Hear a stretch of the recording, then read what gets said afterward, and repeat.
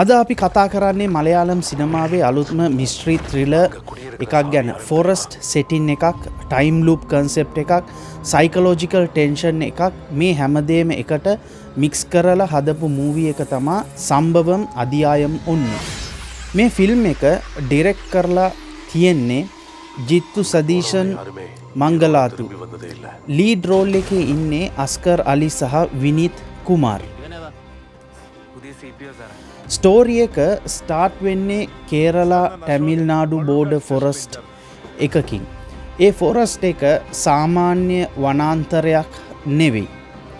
කාලය වෙනස් වෙන, මිනිස්සු අතුරුදහන් වෙන මිස්ටීරියස් ප්ලේස් එකක්.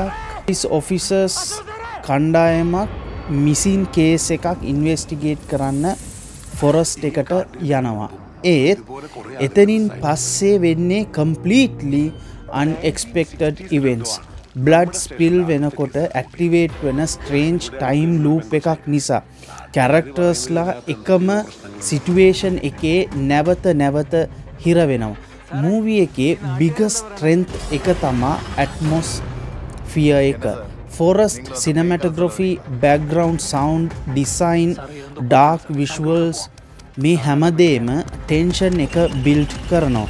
ස්පෙෂලි තියටර් එක්ස්පීරියන්ස් එකට මේ මූවි එක ගොඩක් සූට් වෙනවා කියලා ඕඩියන්ස් රියැක්ෂන්ස් වලින් පේනවා. නමුත් මූවි එක පර්ෆෙක්ට් කියන්න බෑ. සමහර වීවර්ස්ලා කියන විදියට ඇක්ටිං පර්ෆෝමන්සස් ටික ඉන්කන්සිස්ටන්ට්, particularly lead acting ගැන මික්ස්ඩ් ඔපිනියන්ස් තිබුණා. ඒත් කන්සෙප්ට් එක සහ ස්ක්‍රීන් ප්ලේ ඇම්බිෂන් එක නිසා මූවි එක ස්ටිල් එන්ගේජිං එක්ස්පීරියන්ස් එකක් වෙනවා.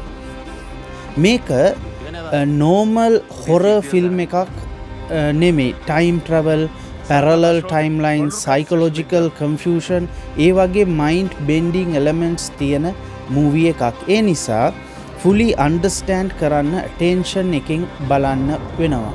හාෆ් එක ස්ලෝ ෆීල් වෙන්න පුළුවන්. හැබැයි ෆොරස්ට් එක ඇතුළට ස්ටෝරි එක එන්ටර් වුණාම සස්පෙන්ස් ලෙවල් එක ග්‍රැජුවලි ඉන්ක්‍රීස් වෙනවා. ක්ලයිමැක්ස් එකට යද්දී ඕඩියන්ස් එක කන්ෆියුස් වෙනත්, ෆැසිනේටඩ් වෙනත් දෙකම වෙනවා.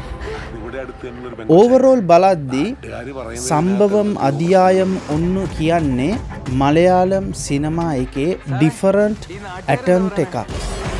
ලෝ බජට් ෆීල් එක තිබුණත් කන්සෙප්ට් වයිස් බෝල්ඩ් එක්ස්පෙරිමන්ට් එකක් කියලා කියන්න පුළුවන්. Thrillers, time loop movies, psychological suspense films වලට කැමති නම් මේක ඩෙෆිනිට්ලි try කරන්න පුළුවන්. වොච් එක.